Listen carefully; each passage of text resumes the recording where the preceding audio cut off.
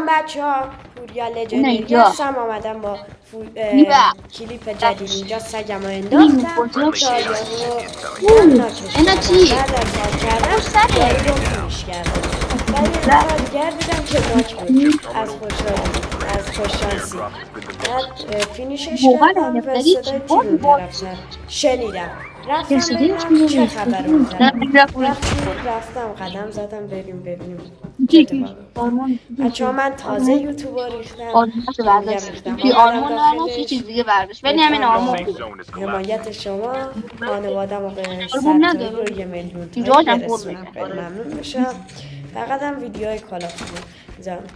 اینجا یارو رو دیدم چند تا تیر زدم ولی نمرد رفتم جلوتر ببینم چی شده سگام انداختم خشاب عوض کردم بدون خشاب نرم وقتی رفتم جلوتر